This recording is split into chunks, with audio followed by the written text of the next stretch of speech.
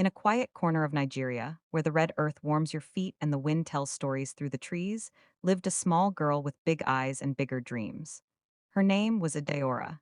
She had no shoes, no school uniform, no money, but what she did have was a basket of ground nuts and an unstoppable fire in her soul. Every morning, before the sun stretched across the sky, Adeora was already on the road. A tiny figure balancing roasted ground nuts on her head, her bare feet pattering against the dusty ground. She was just 9 years old. With a voice as sweet as the nuts she sold, she'd call out, "Ground nuts, oh. Buy sweet ground nuts." Most people smiled, some bought, some murmured, "Is she not going to school?" But Adora never stopped because she wasn't just selling snacks. She was selling her way to something greater. You see, every night after selling, after cooking, after sweeping, Adora lit a little candle stub and opened a torn book she had found in the trash. She couldn't go to school, but that didn't stop her from learning.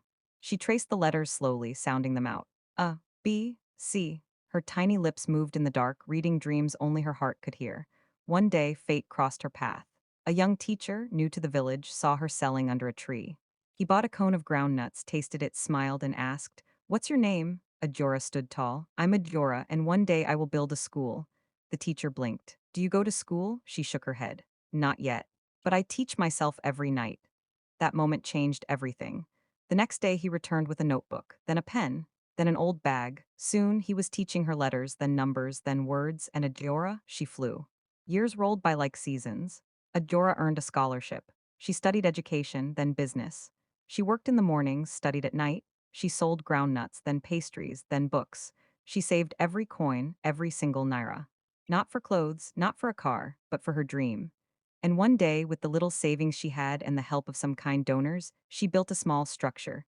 3 classrooms, painted bright yellow, with handwritten posters on the walls. Her dream grew underground, silently, until it burst through the soil of hardship and stood tall in the sunlight. Today, over 300 children, many of them girls who once had no future, learn under her roof. They read, they laugh.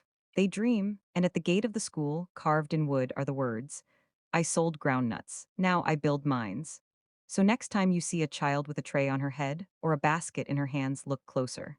You might just be looking at a future teacher, doctor, or builder of schools. Because greatness doesn't always wear shoes.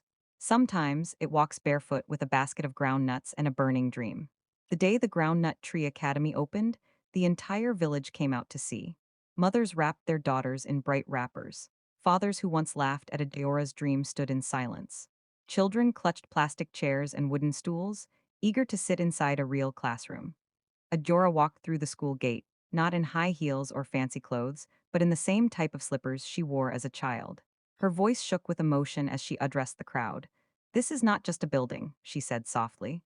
"It is a seed of hope, planted in the soil of struggle, watered by dreams, and raised by your belief in me." She made it clear no child would be turned away. Whether or not they had school fees, whether or not they had books, if they had a dream, that was enough. And true to her word, she started a feeding program so no child would study on an empty stomach. She gave scholarships to girls who once hawked along the same dusty paths she walked. She trained teachers, not just in academics, but in kindness, listening, and love.